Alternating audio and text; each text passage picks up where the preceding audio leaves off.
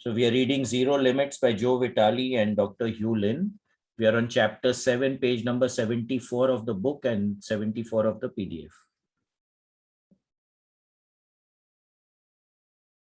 When the intellect gets hooked into being stuck, oh, it gets more stuck. It's what the Hawaiian call, excuse my language, kukai pa. Does anybody know what kukai pa means? It means intellectual constipation. One person asked, but if you have a challenge with another person, are you saying it's me, not the other person who needs to be corrected? If you have a challenge with somebody, then it's not with that person, Dr. Hugh Lin declared. It's that memory that's coming up that you're reacting to.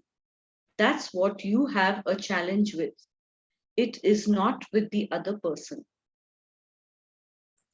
So what is he saying here? That if you get stuck in a particular thought process, right, which is intellectual in nature, then that thought process will keep revolving, and you will not move forward. This is something that we are finding in biofield tuning also. When the sun star gets stuck at the mouth level, it means the guy is thinking in a roundabout circle and not moving anywhere. Now, over here, what he's saying is that if you have a challenge with anyone, it's the memory which is causing the problem. So as soon as you start clearing the memory, you clear that event, you clear that vibration in your field, then automatically the challenge with that person will also disappear. So the idea is that whatever is occurring in your life, you are the creator. So you need to clear yourself of whatever is creating the challenge in your field, not in the other guy's field.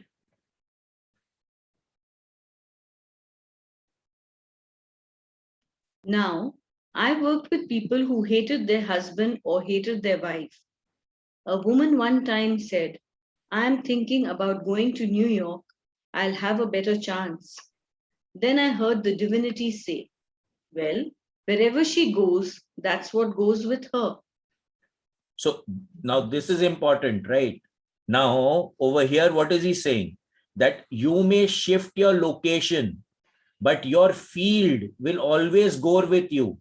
So what you are, what is your state of being? What is the state of your conscious awareness, your consciousness will travel with you wherever you go. Now, this is not only true in the 3D material world that we live in. When you look at even from the Vedantic principle, whatever your vasanas are, whatever your pravritti is, whatever your character is, that is the only thing that you take away from here once you have your ultimate OBE, once you pass on, right? And then you'll come back with that same pravritti. Unless you transcend whatever your vasana is, you're going to carry it back with you and then come back with that same vasana. So if I'm operating out of, let's say, Calcutta, and I shift to Bombay, the chances are that whatever was happening to me in Calcutta will start happening to me in Bombay unless I clear myself of that field. This is another thing that I have seen, that when people are living in a house with a certain vastu defect or a certain layout plan, if they shift their house, the very big chances are that they are going to go into the same kind of a house once more. Okay, the same kind of a house they will go to. And I've seen this over and over again with many people. When they shift, and then they'll say, Arey, in my old house also the same thing was there. So they get attracted to that same thing because there's a resonance in their field for that particular thing. So that is what is going to manifest. So he says here, I heard divinity say, well, wherever she goes, that's what goes with her.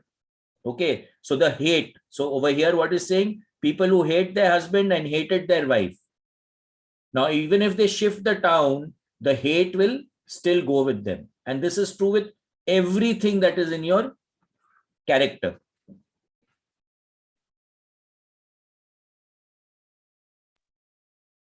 Dr. Hewlin then explained that when someone contacts him for a therapy session, he looks at himself, not the person who called.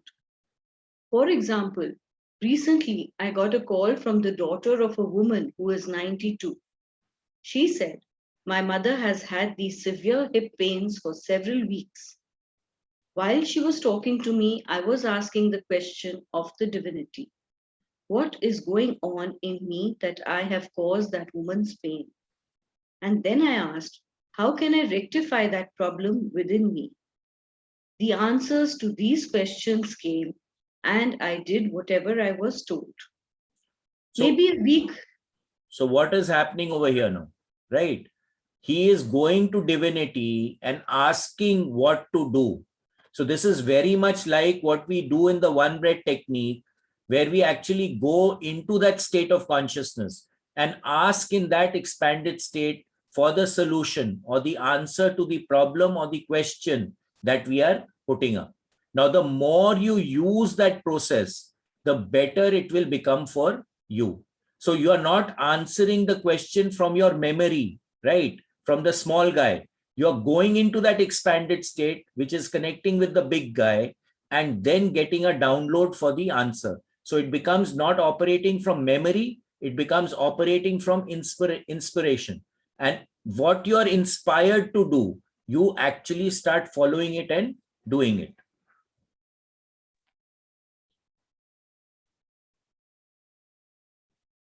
Maybe a week later, the woman called me and said, "My mother is feeling better now." This doesn't mean the problem won't recur, because there are often multiple causes for what appears to be the same problem, but I keep working on me, not her. Another person asked about the war overseas. He wanted to know if he was responsible for it. More exactly, he wanted to know what Dr. Hewlin was doing about it. So 1 second, the last paragraph, right? So what is he saying over here? That we are like onions. When you clear one thing, another thing will come up. So that's why we need to keep clearing, and we need to keep clearing, and we need to keep clearing. So this is what was said in the talk yesterday in the Backflow Remedies set thing also, that we are like onions. You deal with one issue, then another one come up. This is something that we are encountering in biofield tuning also. When we are going into the timeline, you clear one issue. Every session I have found, it takes up one issue automatically and it attempts to clear that. Then the next time you do it, another thing will come up. So we are multifaceted beings, right? We are having multiple experiences. So when one thing is clear, the other thing will come up, and then we have to keep sweeping. We have to keep clearing ourselves till the ultimate aim is to clear all the memories which are there, so that we can go into the state of zero. So getting rid of, from the Vedantic principle, it would be getting rid of all our Sanchit Vasanas also, so that we become zero and we connect with the infinite. Oh, I consider myself responsible, Dr. Hewlin declared in no uncertain terms. I do the cleaning every day, but I can't say I'm going to do the cleaning and I want that taken care of. Only God knows what can happen, but I'm doing my part, which is to do the cleaning, like clear out hospitals. We don't have a psychiatric hospital unit for people who kill people in Hawaii anymore. It's not there. I have done my part the best I could. Maybe if I had cleaned even more, there would be even better results. I am human and I do the best that I can. So what is he saying over here, right? That you do your best and forget the rest. It is as simple as that. If you're doing your best, then you can't do better. And if you're doing your best, then you don't have anything to complain about and nothing to be compromised about and nothing to be guilty about. If you're not doing your best, then definitely there is something to think about. So it's very clear, we can do our bit and then forget the rest to divinity, because we normally, what are we doing? We are operating from this guy, the small guy. So we really don't know what is good and what is bad, what is meant to happen, what is not meant to happen. We trust in the process and allow things to happen rather than attempting to make them happen. So we do our bit by just clearing ourselves. That's it. Nothing more than that.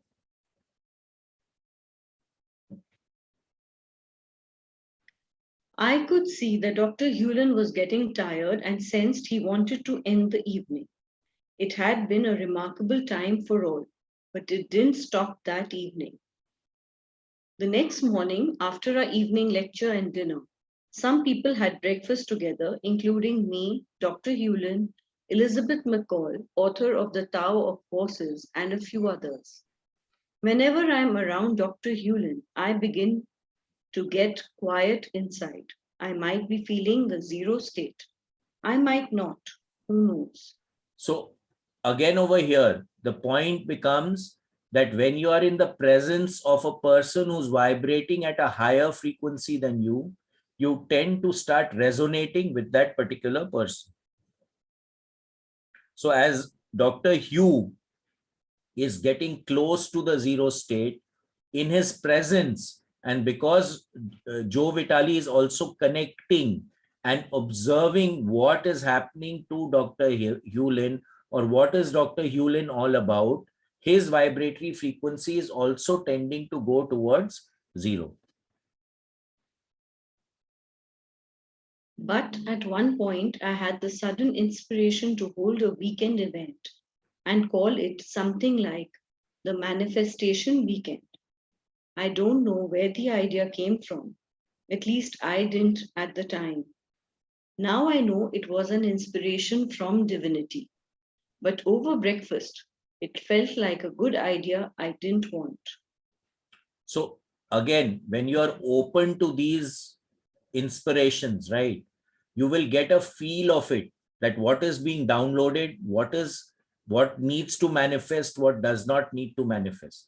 The moment you start saying yes, that is when the magic starts to happen. Now, many times it will happen that you are being inspired to do something which the small guy, the small ego guy, does not want to do. But in spite of that, because you are being inspired to do it, you act on it and you start doing it. But most of the time, let me tell you, what people do is they get stuck by the small guy because they don't want to see the bigger picture. They are so much in their ego that they don't get what is the bigger picture and what it means to be doing something and how it needs to be done.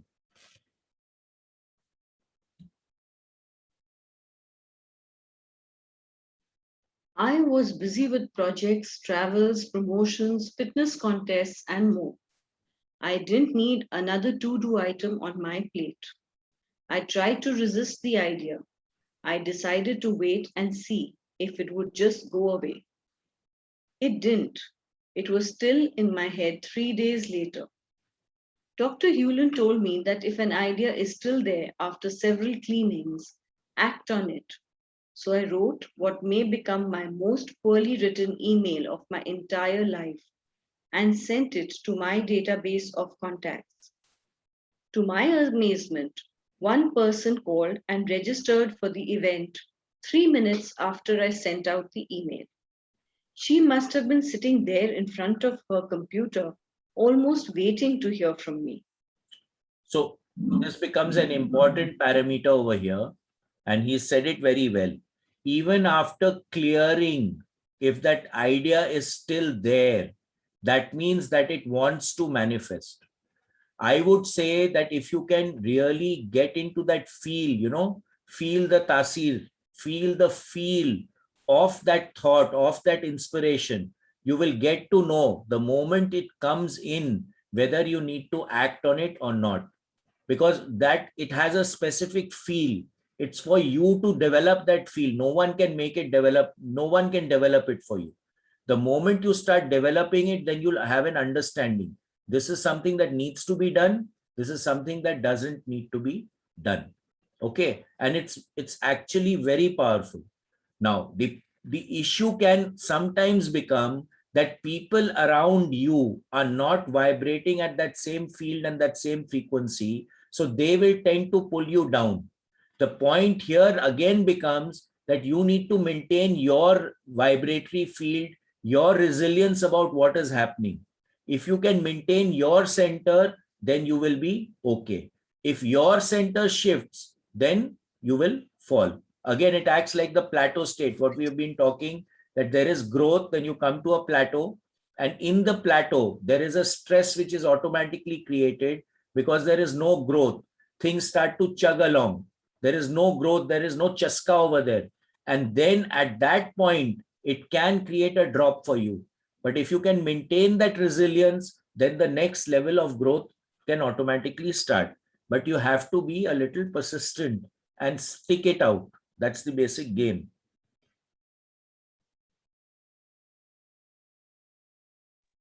The rest of the sign-ups were just as easy. I wanted only 25 people for the event. It was my own self-imposed limitation, simply because I felt I could speak to 25 easier than I could to 2,500. Besides, I had never done this seminar before. In fact, I had no idea how to do it. So, I so this is another facet of inspiration. You will be inspired to do something, and then if you say yes, the universe will manifest whatever is required for that thing to manifest, right, for you. But if you go into resistance and start saying no, then you are cutting your own feet. The idea here is to allow things to manifest. And what we do in the gateway voyage, one thing is very clear: in the gateway affirmation itself, we are talking about asking for help. This is one of the most important things that we all forget because of this ego guy. Not, we don't land up asking for help. You always can ask for help, whether it is from people or anyone who's in living in this 3D environment, or going into a higher state of consciousness and asking for help in that state. The help is always available, provided you connect with it, you ask for it. No one is going to come and give you help just like that. You have to ask for help. This becomes very, very important.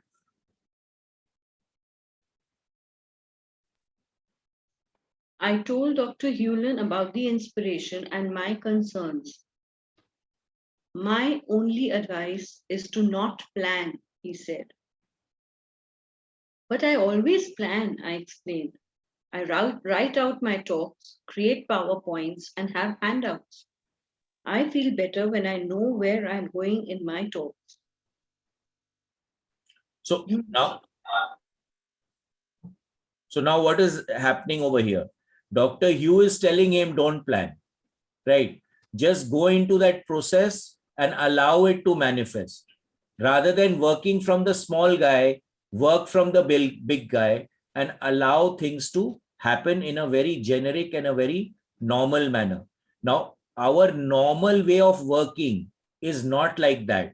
So there is a shift that needs to come in you also to be able to do that. Now, having said that, if anyone had heard Reverend Bill's talk, this is exactly what he said, that he never plans what he's going to do and he just does it. So when we are operating at that high level of frequency, you can go into that state of consciousness and just do it. You will not have to think. The thought will come. In fact, it will not even be a thought. You will just be speaking. Now, half the time you won't even know what you're speaking, but you'll be speaking.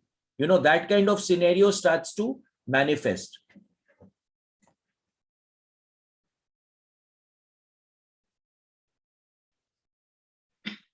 You'll feel better once you trust the divine to take care of you, he countered.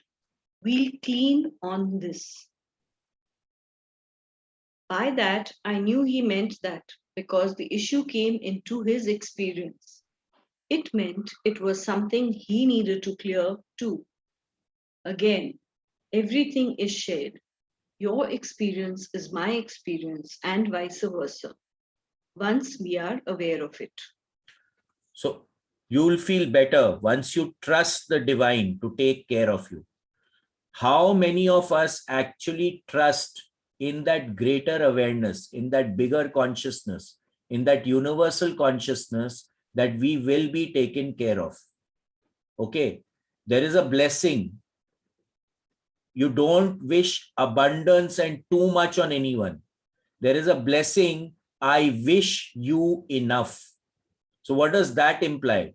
That you have everything that you need at the time, place you need it, right? Now, is that blessing better, or that you have a lot put in the bank, but when you need it, you don't have access to it?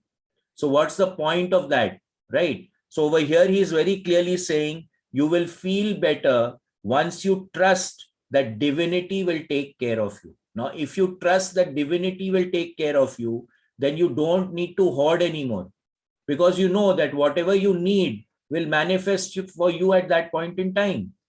So if you bring the same thing into our lives, just think how much more powerfully we will be acting and operating in our lives if we can trust in that divinity that whatever I need will manifest for me. This is a very powerful shift that we can create for ourselves. I did my best to not plan the event. I gave in to my fears at one point and created a manual to hand out to everyone. But I didn't use it and never looked at it, and no one cared about it. I began the event by saying, I have no idea what to do at this event. Everyone laughed. No, really, I said. I have no idea what to say. They all laughed again. I then proceeded to tell everyone about Dr. Hewlin, Ho'oponopono, and how the statement, you create your own reality, means more than they might have thought. When someone is in your life that you don't like, I explained, you created that. If you create your own reality, then you created them too. Okay, so basically what is happening? Whatever is happening in your life, it is your creation. In the Vedanta talks also the same thing, that you are creating your reality. Your desires, your vasanas is creating whatever you're experiencing. So you actually have no one to blame for whatever is happening with you. You have to take 100% responsibility for whatever is happening around you.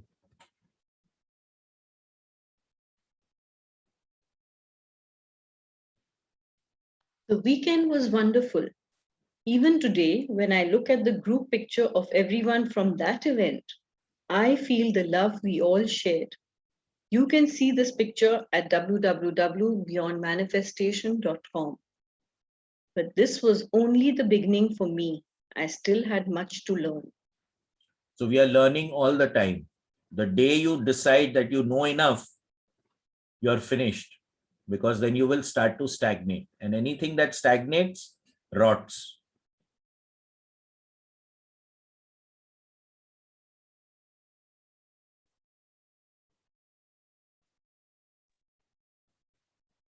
The evidence. You must go into the dark in order to bring forth your light. Debbie Ford, The Dark Side of the Light Chasers. So you must go into the dark. What does this imply? It is implying that you must go into the unknown from the known. So anything that you already know is already lit up for you. The thing that you don't know is dark for you. And all growth takes place when we shift from the known to the unknown.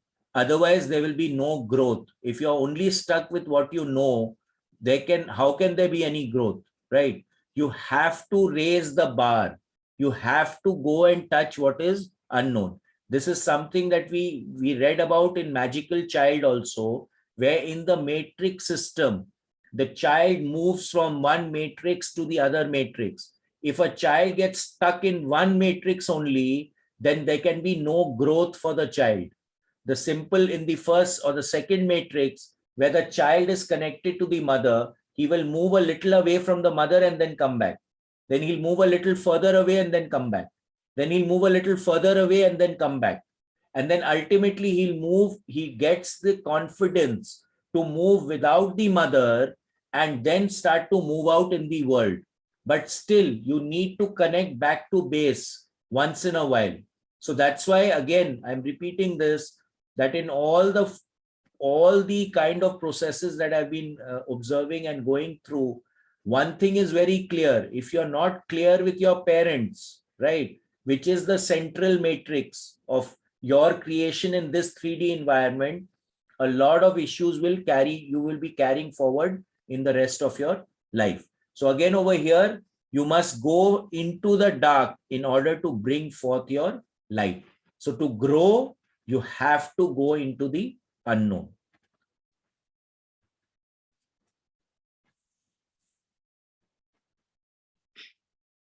Many people had breakthroughs from the dinner and from the manifestation weekend retreat. In this chapter, you can read their two true stories so you have a sense of the power of the Ho'oponopono process. Here's one from Louis Green. Dear Joe, I want to thank you again for putting together the evening with Dr. Hewlin. Thanks are also in order to Suzanne for working on the details, including ordering me a vegan dinner from the Hyatt. I enjoyed sitting with you and Nerissa and getting to know both of you, as well as the other wonderful people at our table. I felt privileged to have a front row seat to hear Dr. Hewlin and for his grace and generosity in counseling me in response to my questions. The 2 weeks following that night have brought me many amazing experiences, which I will gladly share with you. One thing that I had to remind myself is that Dr. Hewlin sought clearance from the divine to assist me, so that while I tried to apply Ho'oponopono as often as I could remember, which turned out to be sporadically, I was still benefiting from his prayers. So when you start operating at that higher frequency, you start to understand that whenever you're doing something, it is always beneficial to seek permission before doing that. If you seek the permission, then what happens is that divinity is connected and will constantly make the path viable for you. It will clear the path for you. This is something that I personally I'm telling you all. I always practice this. If I'm going to someone's house to do energy field rectification and Vastu rectification, before testing, before starting the process, we will always ask, and it starts right from the time that we are going to enter the place. So as Dr. Hugh already said, right, that before you enter the place, ask for permission to enter the place. Then when we sit down to check the field, we again ask, can we check the field? Then we start checking the field. Before making any rectification, we again ask for permission. Can I make the rectification? And then we do it. And I've found that since we've started doing this, the changes, the effect becomes much more powerful.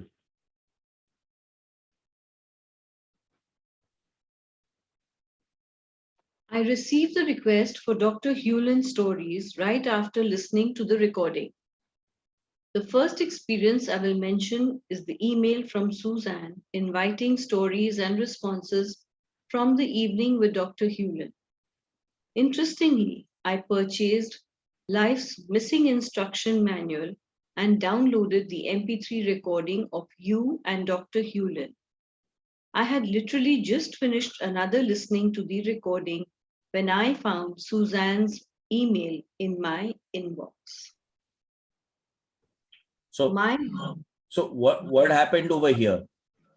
She was looking for something to manifest, and just by listening to that or shifting a state of her own consciousness, that email arrived.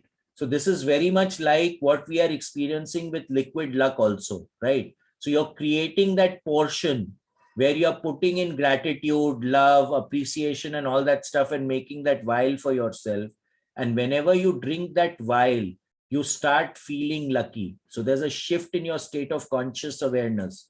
And because you're operating in that state of mind, that is what you will start attracting to yourself. So that is why, again, Nagarji keeps saying, "Sang ka asar to padega." Who are you working with? Who are you thinking with? Who are you talking with? Who are you being with? Will automatically rub off on you. So if I'm operating and listening to higher vibratory stuff, automatically my conscious awareness is also going to go up. And then whenever we are in that state, then tathastu starts to happen. Things will start to happen on their own. Effortless happening rather than effortful happening. My lawsuit went national with no publicity. The second experience is pretty incredible. I had a new lawsuit to file before I left for Austin on February 23rd. I couldn't get everything together in time to make the post office before I left. So I mailed it the next morning from an Austin post office, February 24th. Inexplicably, my materials got lost in the mail and didn't arrive at their destination for filing until Monday, March 6th. I belong to a listserv for consumer advocate attorneys from around the country.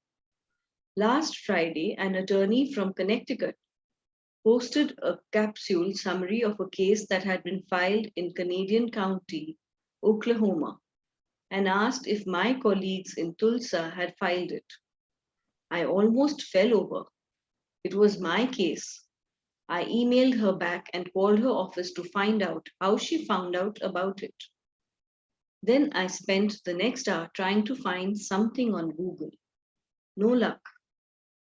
She emailed me back and said that she subscribes to an online service called Courthouse News Services, which has stringers and probably moles who monitor legal filings and opinions from around the country and report important, significant, or simply intriguing developments. The one paragraph synopsis appeared on the front page, right column of the website, and I had sent out no publicity on the case. Ironically, the client's father had visited my office earlier in the day, and I had to reassure him that I believe in my heart that we have a strong case to take to trial. It blows my mind to think that out of thousands of cases that are filed every day, mine made the news. So again, basically luck, right? So things start to happen and manifest whenever we are operating at the higher vibratory field and we are operating out of equanimity and clarity. A dinner I arranged at the last minute attracted record attendance. I'm on the board of our local vegetarian group, and our monthly meetings are usually on the second Saturday of the month.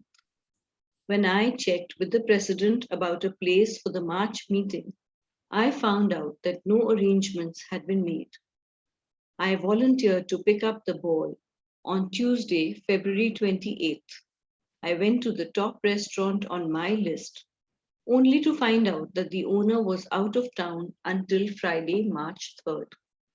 But they'd leave a message for her to call me when she got back in town. That wouldn't work.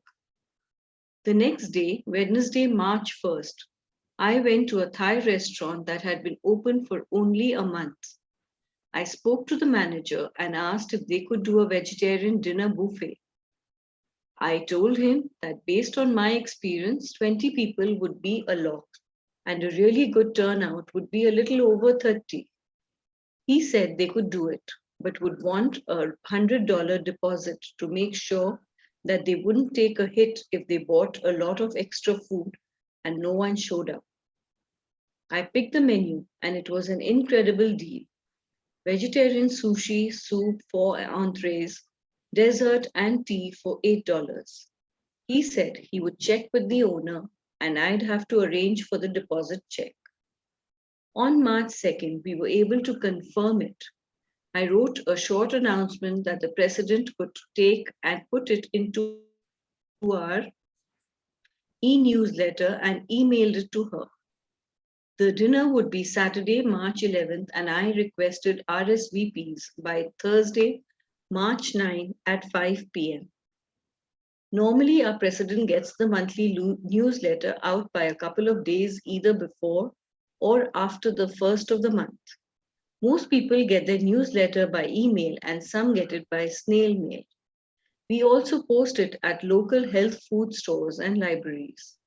This time around, the president didn't have time to put out a newsletter and basically sent out my email to her as the announcement on Sunday night, March 5th.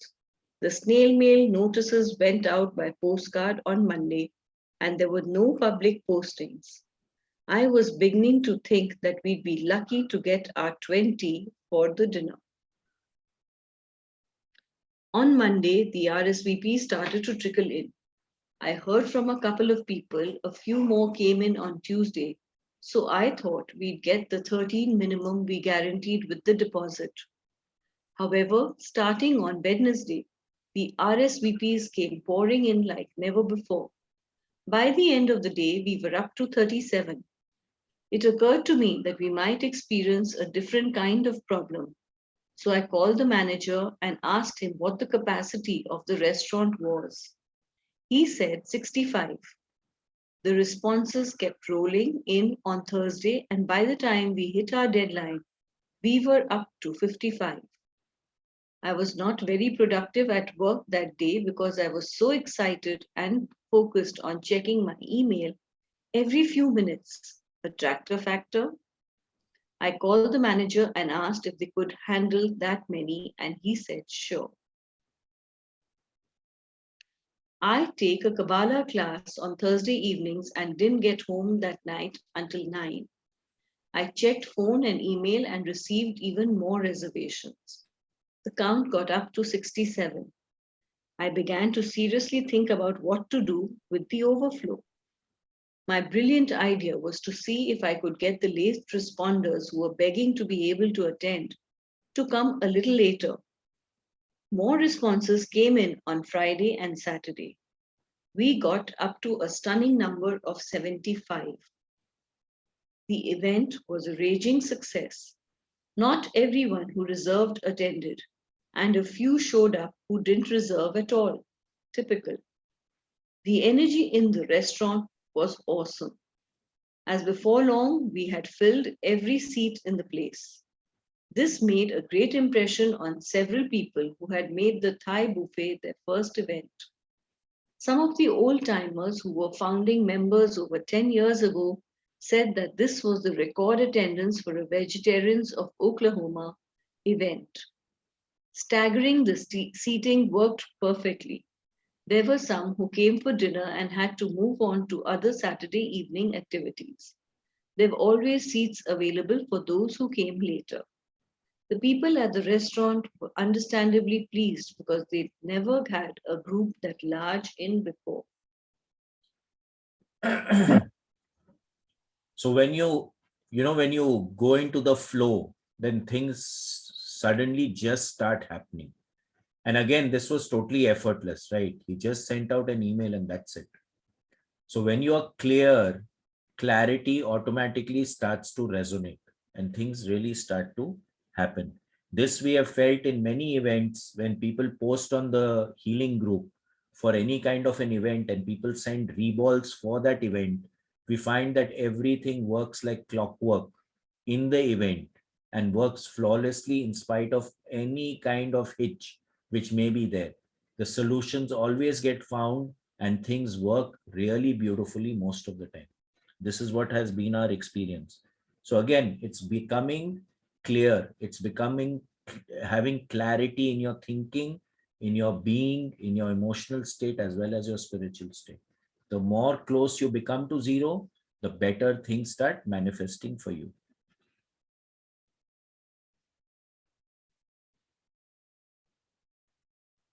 Rental car miracles. I rented a car to go to Austin because I didn't want to put the extra wear and tear on mine. I compared rates and figured out that I'd do just as well to rent a car for a week as just renting from Wednesday to Monday. I got a good price online to rent a mid-size car, which I thought would be more comfortable than a compact. When I got to the rental agency, I found that there were very few vehicles on the lot. I did happen to notice that they had two orange Chevy HHRs, which have a cool street rod look. When I went to the counter, I was told that they didn't have any mid-size cars to rent me. I asked if I could have an HHR, and they said that I could, even though they were classified as full size for some reason. I thought it would be cool to rent an orange hot rod to drive to Austin, since orange is one of the school colors for the University of Texas, my alma mater. However, when I drove it off the lot and to my office, I realized that while the car was neat looking on the outside, it was cramped inside with bad sight lines. I wanted to return it. However, I needed the car to get to my office and to run some errands. I couldn't get it returned during the day. I contacted the agency about swapping the car for a more conventional sedan, but they said that they still didn't have what I wanted on the lot and that I'd have better luck in the morning. I packed overnight, and in the morning, when I went out to the HHR to throw in my suitcase, I discovered to my horror that the car had a noticeable door ding on the rear passenger's door. Of course, I always declined the extra insurance, and I didn't remember seeing the dent the day before, so I thought I was screwed. I thought that I'd go ahead and hang on to the car for a week and see if I could figure something out. I left much later than I wanted to, around 12:30 p.m. on a Thursday, and got into Austin around 6:30. Fast forward to Saturday evening at 5 p.m., an hour before I wanted to get to the Hyatt for the event with Joe and Dr. Hewlin. I had spent too much time worrying about the dent and what I was going to do. I was at a shopping center in North Austin trying to find a disposable digital camera with no luck. When I got back into my car to drive back to my hotel, it was getting dark and there was a steady rain. I stopped at a place preparing to merge onto a busy street when I felt a sudden smack. I had been rear ended. Immediately, I was thinking, oh shit, first the door ding, then this. I have a dinner in an hour that I've already paid for, and I need to time to shower and change. On top of everything, this was a high traffic area even on a Saturday evening. I got out of the HHR after first grabbing the rental registration information. A young black man met me in the street. My tires, he said. I've got to get new tires for my car. I couldn't get it stopped. Not a good thing to tell a lawyer, I thought. I said, crap, this is a rental car. We walked back to the back of the HHR to survey the damage. We both looked and were stunned. There's no damage, the fellow said. There's no damage. Praise Jesus. Being Jewish, I thought that was amusing, but I looked myself and couldn't believe it. Incredibly, he was right. There was no damage. This car was apparently made with collapsible plastic. I knew that I was going to be sore, but I didn't want to stick around and make a big deal of this. I wanted to get back to my hotel. We shook hands and went our separate ways. I was able to make the dinner and sit at Joe and Nerissa's table. I did some serious ho'oponoponoing about what to do about the door ding. I put off doing anything else about it until a couple of hours before I was supposed to return the car without penalty. I looked in the phone book and found a place that did paintless dent repair. The guy at the shop gave me an estimate of $95, but it would take him a few hours to complete the repair. That would put me into a rental penalty, which I really didn't want to happen. I asked what to do, and the answer came clearly: be honest. Call the local office of the rental agency and fess up. If they wanted to jam me on the repair, I at least had an estimate. I did call, and the guy on the phone told me not to have the car worked on, but to bring it by so that they could check their records and survey the dent themselves. I said fine. I took the car back and left it parked in the return lane. The customer service lady started scanning the barcode and taking readings on the HHR. I told her what was going on, and she sent me to the office trailer. I found the guy whom I talked to on the phone, and he punched the car's identification number in on his computer. Miracle 2. The damage was already noted on their records. I was not responsible. Hallelujah. I was home free. So many times what happens to us is we make assumptions. Now, this is something that we got from the four agreements. Now, what were the four agreements? Is that be impeccable with your word, do not make assumptions, do not take anything personally, and do your best. So the third tenant or the second tenant, do not make assumptions. So over here, what was this guy doing? Technically, he was making assumptions, but he was cleaning all the time. He was constantly clearing. So as you clear, automatically things start to, firm up. They start to clear out.